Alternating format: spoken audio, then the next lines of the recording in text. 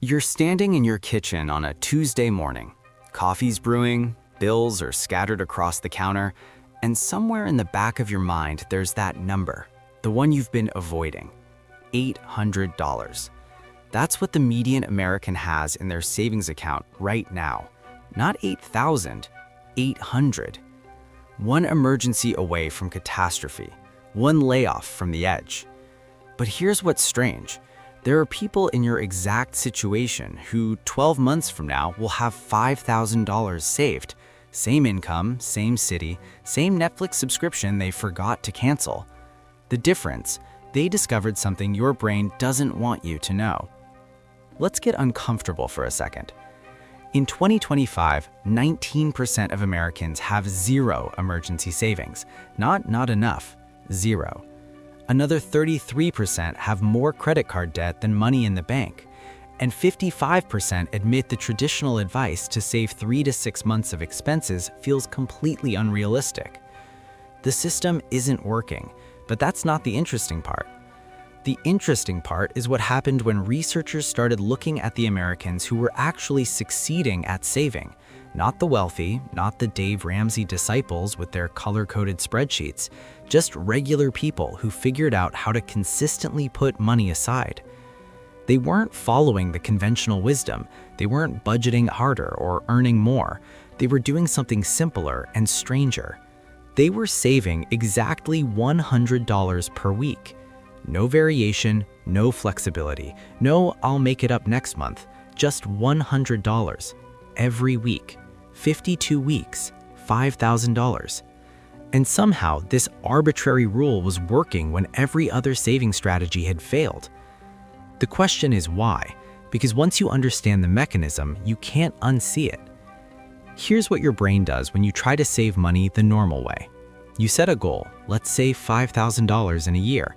Sounds reasonable. You divide it by 12, $417 per month. You open a savings account, you promise yourself this time will be different, and then something happens in week 2. A bill comes in slightly higher than expected. Your friend's birthday dinner costs more than you planned. The car makes that sound again, and suddenly that $417 feels impossible this month, so you tell yourself you'll save $500 next month to make up for it. Except next month, the same thing happens, because the problem was never the amount.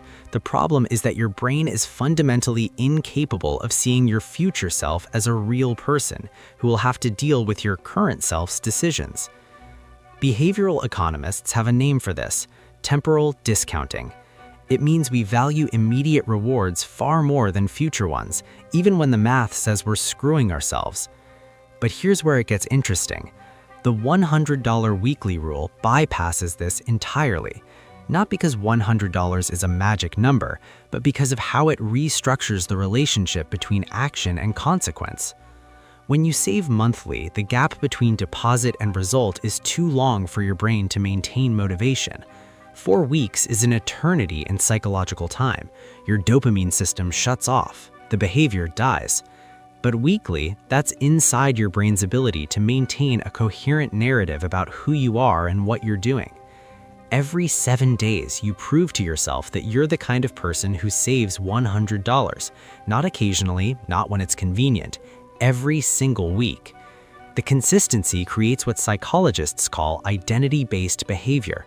You're not trying to save money anymore. You're a person who saves $100 per week. That's just what you do. And there's a second mechanism at play. $100 per week equals about $14 per day. Not nothing, but not catastrophic. It's uncomfortable, but survivable. Most Americans spend more than that on things they won't remember by next Tuesday: lunch, coffee, subscription services they forgot about drunk at 2 in the morning. The weekly cadence means you're always close enough to your last deposit that it feels real, but not so far that you've forgotten why you started. Monthly savings? That deposit disappears into the void of time. Weekly, you remember making it. It's part of your current identity. But the truly brilliant part is what this does to compound psychological momentum. See, traditional saving fails because it's a deficit model. You're depriving yourself, sacrificing now for some abstract future benefit. Your brain hates that. It will sabotage you every time. But when you save $100 every single week, something shifts. Each deposit becomes a small win, and small wins, according to behavioral research, are the most powerful motivational tool humans have. They create forward momentum. They make you want to protect your streak. By week 8, you have $800 saved. That's more than most Americans have in total. By week 12, you're at $1,200. For the first time in your life, maybe ever, you have enough money to survive a genuine emergency. And that changes everything, because now you're not saving for some theoretical future disaster. You're protecting something that already exists, something you built. Your brain switches from deficit mode to protection mode, and protection mode is visceral, powerful, sustainable. So let's talk about what this actually costs. $100 per week is $5,200 per year. If you earn the median American household income of around $75,000, that's roughly 7% of your gross income, about 10% of take-home pay after taxes. Is that nothing? No, it's going to hurt. The average American spends $615 per month on clothing and shoes, $233 on gas, $180 on food delivery. If you add up discretionary spending, most households are burning through $4,000 per month on things that aren't strictly necessary. Which means mathematically, $100 per week is absolutely findable, but findable and easy are not the same. Here's what actually happens when you start. Week 1 feels manageable. You're motivated. You've got momentum. Week 3, something breaks. Your kid needs new shoes. The subscription you forgot about hits. You have to decide whether to skip the deposit or figure something else out. This is the moment where most savings plans die. But the weekly structure creates a different dynamic than monthly saving. With monthly goals, missing 1 month means you're already behind. It feels catastrophic. You're 25% off track. The goal feels impossible. Most people quit. But with weekly saving, missing 1 week means you're 2% behind. Annoying, but recoverable. You can make it up next week without the entire system collapsing. The psychological weight is completely different. There's also a darker truth hiding in the math. For Americans earning below $50,000 per year, this is borderline impossible without structural changes. 24% of people making under $25,000 have enough to cover 3 months of emergency expenses. The $100 rule works, but only if you have $100 per week to work with. Which means this isn't a universal solution.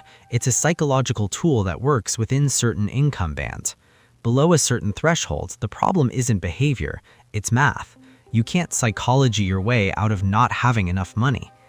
But here's what's true for the majority of middle-income Americans. The gap between what they earn and what they save isn't primarily about income. It's about the 23% who, according to recent surveys, have no idea how much they're actually saving because they've never set up a consistent system. The $100 rule solves that. It makes the invisible visible. It creates accountability where none existed. So naturally, this has become a thing. Social media is full of people celebrating their $100 rule transformations. TikTok challenges, Instagram graphics with jars full of cash, the usual optimization porn. And look, some of it's legitimate. People are genuinely using this to build their first emergency fund. That's worth celebrating. But let's be clear about what this is and isn't. This is not a hack. This is not a secret the banks don't want you to know. This is behavioral scaffolding wrapped around an incredibly simple mathematical principle. Save about 10% of your income consistently, and in a year, you'll have 10% of your income saved. Revolutionary? Not exactly. What is useful is the specific implementation. Weekly deposits, fixed amount, no exceptions. That structure matters because it matches how human brains actually work, rather than how we wish they worked. But the hype version sells something dangerous. It implies that the only thing standing between you and financial security is discovering the right savings rule, as if everyone who's struggling just hasn't found the correct weekly amount yet. That's not how poverty works. That's not how systemic economic pressure works. For the 51% of Americans who cite high cost of living as their primary barrier to saving, or the 24% who point to low income, the $100 rule doesn't solve the underlying problem. It's a tool that can help people who are already close to being able to save consistently finally do it. It's not magic, it's psychology meeting arithmetic. The real test isn't the first month. It's month 7 when your car needs new tires and Christmas is coming, and you have to decide whether to break your streak. That's when you find out if the behavior has actually become part of your identity, or if it was just another temporary burst of financial enthusiasm. And here's the thing nobody talks about in the success stories. A lot of people fail at this, not because they're weak or disciplined, but because unexpected expenses are called unexpected for a reason.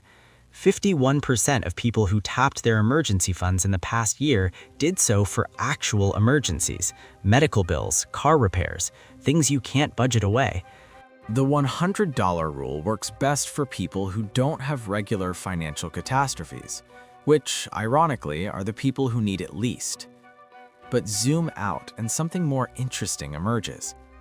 The fact that this technique works at all tells us something uncomfortable about how we've been thinking about savings for the last 50 years. Traditional financial advice is built on the assumption that people are rational economic actors who just need better information. Get a budget, track your spending, understand compound interest, make better choices. Except people don't work that way. Never have, never will. The $100 rule succeeds because it doesn't fight human nature, it harnesses it. It uses identity formation, small wins, loss aversion, and commitment devices to create sustainable behavior change. Which raises a question. If this works, what else have we been getting wrong? Retirement savings, for instance. We tell people to save for a version of themselves that exists 40 years in the future. That person might as well be a stranger. No wonder compliance is abysmal. What if we restructured it? Weekly retirement deposits, visible progress, identity reinforcement. Would it work better than the current system of max out your 401k and hope for the best? Or debt payoff. Everyone talks about the debt snowball versus the debt avalanche method. But maybe the real insight is simpler. Pick a fixed weekly payment. Never miss. Let consistency compound. The broader point is this. American financial culture is obsessed with optimization, finding the highest yield, the best investment, the perfect allocation. But for most people, optimization is meaningless noise. What matters is sustainability. Can you do this thing every single week for the next year without hating yourself? If yes, it will probably work. If no, it definitely won't. The $100 rule is just one instantiation of this principle, but once you see the pattern, you start noticing it everywhere. The people who successfully lose weight aren't following optimal macro splits, they're doing something simple they can sustain. The people who stick with exercise aren't doing the most efficient workout, they're doing one they don't dread. Consistency beats optimization, every single time. And that's threatening to an entire industry built on selling you complexity. So here's where we end up. The $100 rule works for some people in some situations under specific conditions. It works because it aligns with how your brain actually processes time, identity, and loss. It creates sustainable behavior where purely rational approaches fail. But it doesn't solve the underlying economic conditions that make saving difficult in the first place. Wage stagnation, housing costs, healthcare expenses, the structural factors that mean 30% of Americans couldn't cover 3 months of expenses no matter how disciplined they are. Which leaves us with an uncomfortable truth. The people most likely to succeed with this rule are the people who need it least, those with stable incomes, low debt, no dependence, some buffer already. The people who need it most, those living paycheck to paycheck with legitimate financial fragility, face a different problem entirely, and no amount of psychological reframing changes the fact that you can't save money you don't have. So is this a solution or a sorting mechanism? Does it help people build financial resilience, or does it just reveal who was already capable of building financial resilience but lacked a structured approach? That's the question nobody in the personal finance space wants to answer. Because if it's the latter, then all of this, every savings hack, every budgeting system, every optimization strategy, is just rearranging deck chairs. The $100 rule might work for you. It might change everything, but it might also just reveal that your problem was never about needing a better system. And if that's true, then the real question isn't how to save $100 per week. It's what we're supposed to do about the fact that for tens of millions of Americans, that will never be possible in the first place. Think about that the next time someone tells you financial security is just a matter of discipline.